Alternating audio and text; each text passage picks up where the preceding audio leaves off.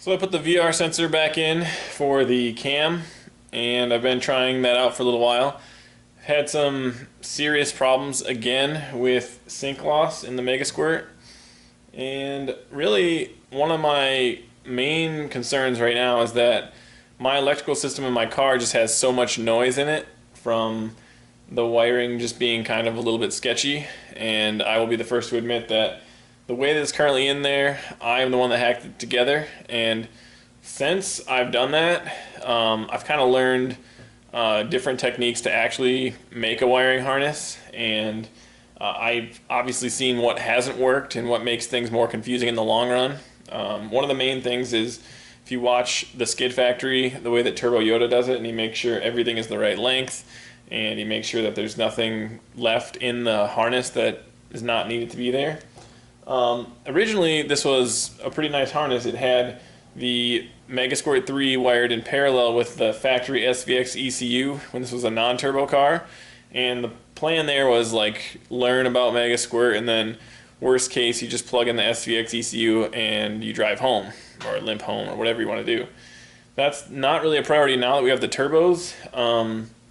So I actually hacked out parts of the harness that were for the original SVX ECU, and I think what I'm going to do now is just take the harness out of the car and finish doing that job. I don't want to say that I'm going to leave it as it is, because if I pull it out and I determine that it's really bad, what I'm going to do is just remake the harness. I understand how the whole thing works now, and it's actually a fairly small set of wires. There's a lot less complications without the igniter from the SVX. We just have straight LS2 coils. I've pretty much wired up multiple times every sensor in the car. So from scratch, with the knowledge I have, I could make a harness and only use what I need. And I think that's going to be the route that I want to go, because I keep running into walls with this sync loss issue. I've talked to others who have used this VR sensor and not had any problems. I went to Hall sensors, seemed like a good solution, maybe got me away from the noise because I was using digital signals instead of the analog ones, but now I think it's time to reassess the state of the wiring harness and really dig in, and I think if I can, I will pull it out and kind of have a good look at it and just make an assessment, and from there I'll determine if I can use it or if I'm willing to use it. Doing all this work, it's something I definitely don't want to do again.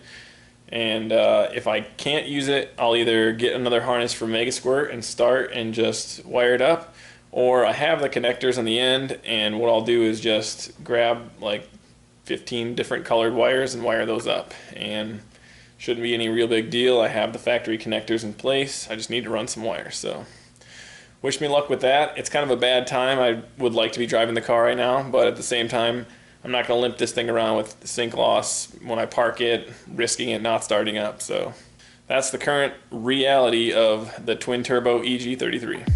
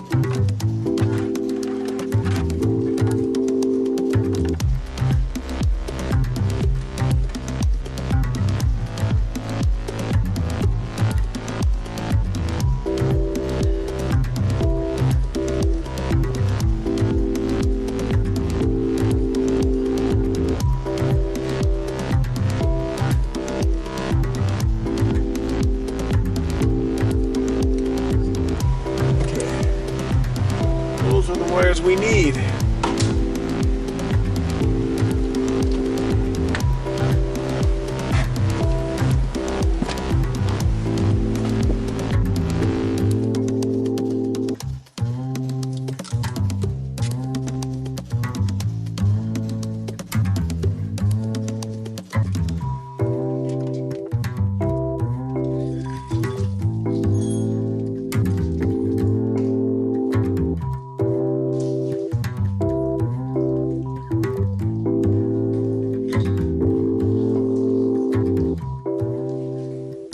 Alright, so here's a look at my wiring harness as I had it.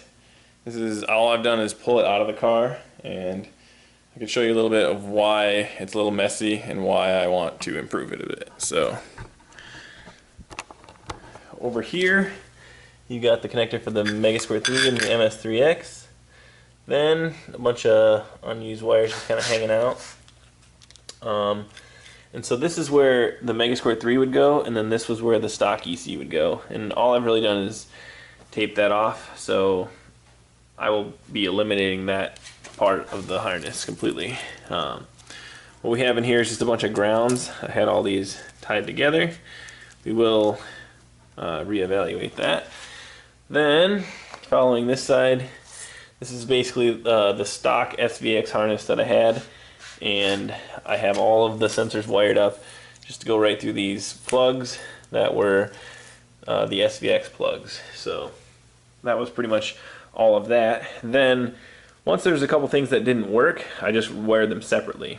That I'm going to try to eliminate now. So what we have here, this is the VR sensor I just wired up for the crank, and then these big two here are, we had everything in the car and we decided we did not want to use the igniter anymore. We wanted to use GM LS coils, LS2 coils. So this is for one side of the engine, that's for the other.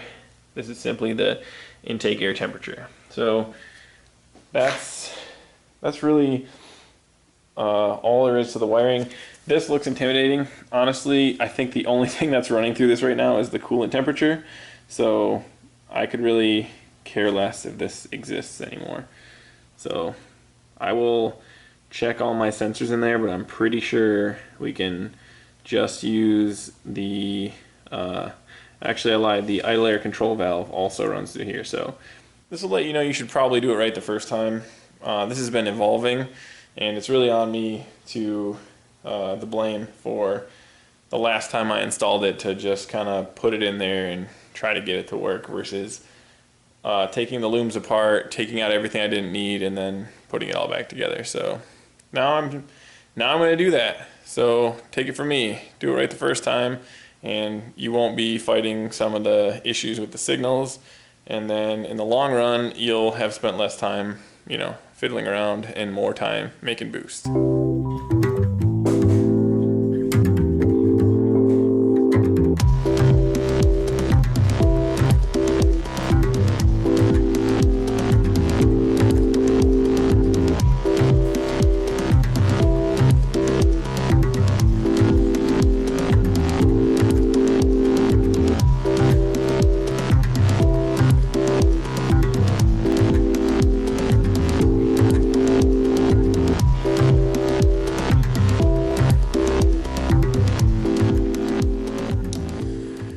Alright, so I've been working with the wiring harness here, and here is a big pile of stuff that I removed that I do not need. That's pretty sad, but that is the truth, and hopefully somewhere within that big pile of mess is the reason why I have sync loss. But now we're pretty lean. So all that's really left to do is put it in the car, make sure the lengths are right, and then I'm going to shorten some of the wires and then solder them back together, as well as remove some of the non-waterproof butt slice connectors, and I will just be using heat shrink and solder to put those back together.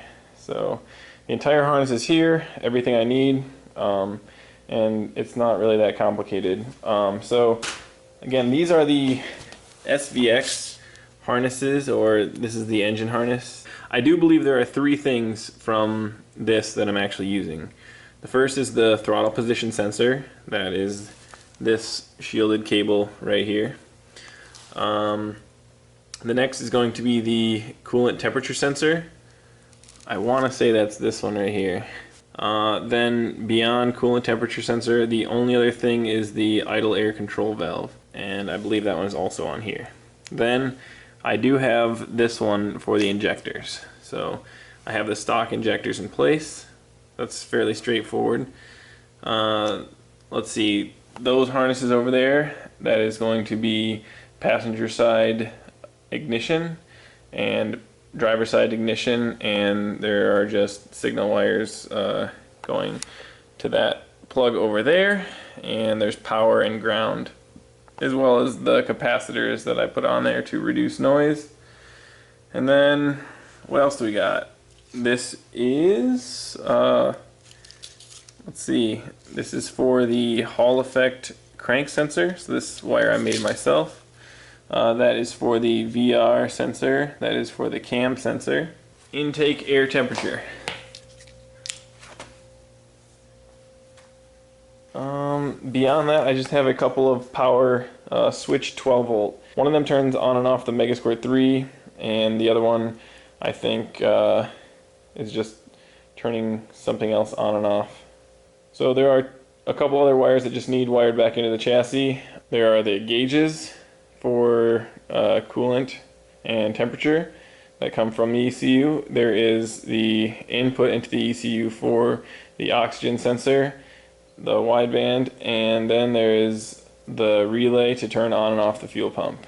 And besides that, there's ECU power. That is an entire EG33 mega squirt harness. Some of these things might sound complicated, and it's been said a few times before, it's not actually that complicated when you break it down.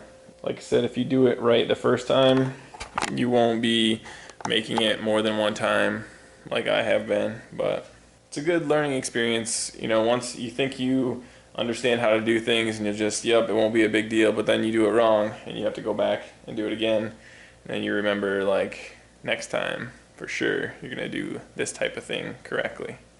Whether it's automotive related or whatever, you'll know enough to take the time and do it right the first time.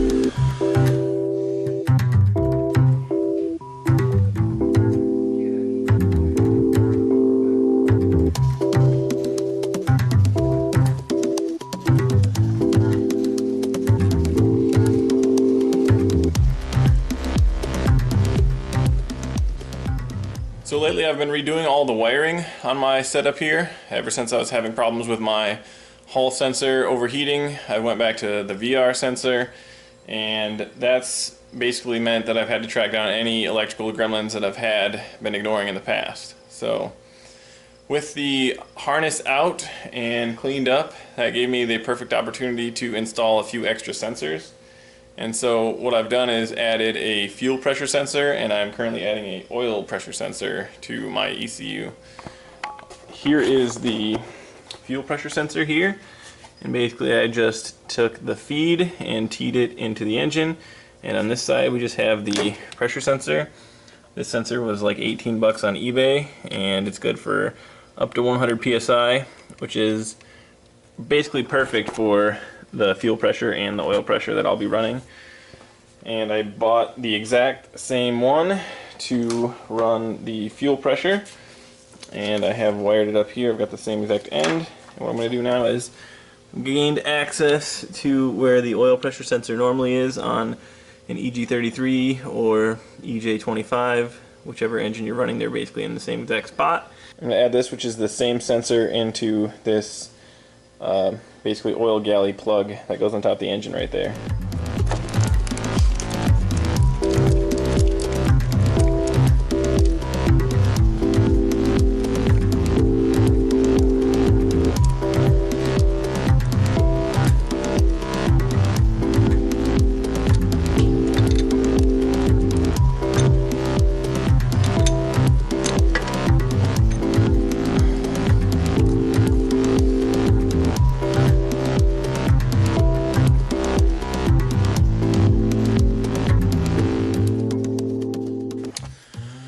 So one thing I suspect has been causing me some problems with just signals in general in my wiring system is, in the past I didn't really understand how a grounding scheme should work for a wiring harness.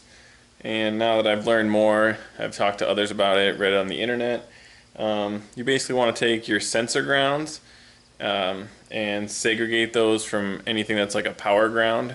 So if you look at the MS3 wiring diagram, you can see a bunch of them are just labeled as power ground, spare grounds. Here's a sensor ground.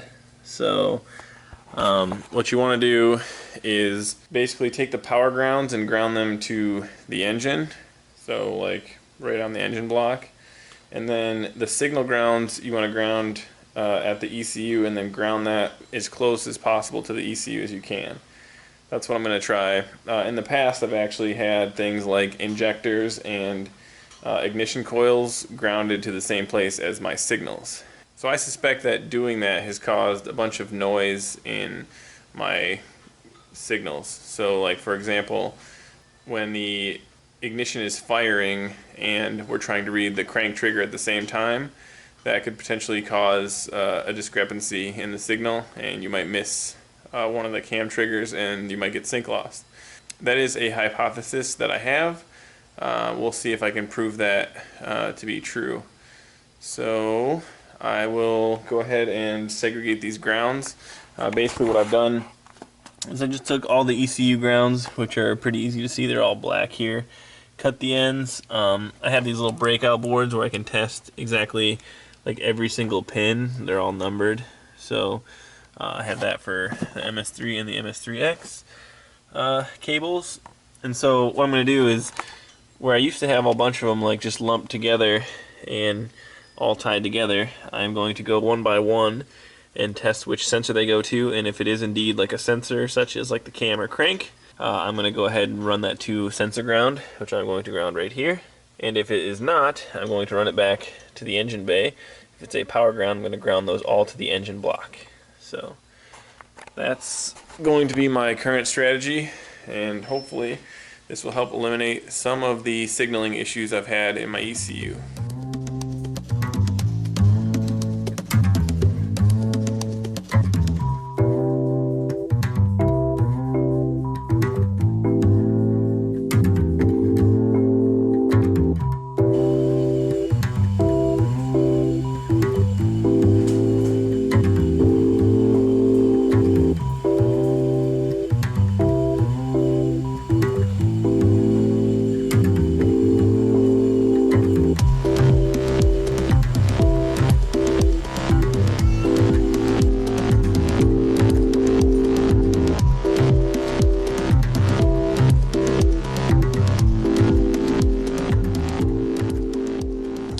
So let's take a look at what the ECU looks like now. Basically just have it in here, and I've got the nice clean connectors just chilling there, and then runs to the dash, so that way I have a clean way of getting to the signal cable. So yeah, this is a big improvement on what it was in the past. I was actually able to put my carpeting back in. This trim piece would not fit on before. I had so many wires coming through here, and they were just extra wires that when I previously made the harness, I had ideas for them, and the things changed, so that harness is basically no more. Also, the harness was a lot longer than it actually needed to be, and this gave me the opportunity to go back and just kind of measure everything in the car and then mark it off and then cut them and reattach. And yeah, I found that it worked out really well this time around. And so I guess the real status update is I was able to take the car out earlier today, and I took it for a drive, and I actually did notice after all this work that getting up over 4,000 RPM, I would still see sync loss. The car wasn't cutting out, it would just show up as a count. So I think the first time I did it, like I did a pull to like 4,500 and it said like 11 sync loss. So that was pretty frustrating. What I did though is I came back home, I took the ECU apart, I turned back all the VR potentiometers to just 0. I went out, I did another pull, I saw sync loss, and then not the hysteresis but the voltage adjustment, I just turned it like 2 turns in clockwise, and then from there I pulled back on the road, did another pull to about 5,500 RPM, and I did not see any sync loss. So I'm going to call that a pretty big win, and it seems dialed in. If you read the manual on Megasquirt, they tell you exactly how to go through with a nice oscilloscope and figure out exactly where to set the hysteresis and the voltage. And if I had a nice oscilloscope, I would have done that, but I was going for trial and error, and I got really lucky that it was just a slight adjustment that was out of spec. So now, hopefully, finally, I can spend some time tuning the car. In the past, it's just been for naught because the car wasn't running reliably, and for whatever reason, we could never really tell. It would misfire here or there, and it had various problems. I did actually have a good time driving it beforehand. There was just some really weird scenarios where I got stranded at the pizza place, and yeah, I got stranded on the side of the road. I tried a few different type of hall sensors. One of them like literally just was working perfectly, and I was gonna go to a softball game, and I got like 3 minutes down the road and the thing just fried. So I was left stranded then. I was actually able to come back later in the day when it was cooler and just start it up and limp it back home, which has been fairly lucky. But I drove it for about 45 minutes today, and I'm getting a lot more confident in this thing. So hopefully now the plan will be to tune the car. I will make all my minor adjustments here and there, and then I will probably update the tune on the website as soon as I get it dialed in a little bit more. What is currently on my website, easyoncars.com, is just what I call a base tune, and it's got some fuel maps and it's got some timing maps from the SVX, but most of that is probably not going to work for anybody else that takes it. It's a good place to start, like the timing. If you're running NA, that's great. The real value there is just like the settings, all the ones that you have to fiddle around with. I think mine are all in a pretty stable state in that tune. But obviously, if you're going to use that tune, you still have to check your own timing. You can mess with the degrees before top dead center number that you can put into the ECU. You're going to want to put your own injector size in, and the way that I have my fuel maps is the size of those injectors is basically just baked into the tune. So you want to go ahead and, make adjustments accordingly for your injectors and whatever you're going to do. But I think that that's still a pretty good place for people to start. If somebody had given me that when I first started this project, maybe I wouldn't have learned as much, but it would have been a lot easier to just get up and running. And then at least have something to reference if you were curious. So thinking along those lines, it might be good for you to just look at Tuner Studio and go through what you think might be good, and then if you have a question, cross-reference to mine. Maybe shoot me a question, post in the comments, and I'll try to get back to you. A bunch of the people on the 6 Swap Subaru Facebook group, they are all really helpful and all have sweet builds and are all willing to share their knowledge with you. So I would recommend you seek them out. They've helped me out quite a bit, and hopefully I can do the same for them. Tomorrow, tune this bad boy.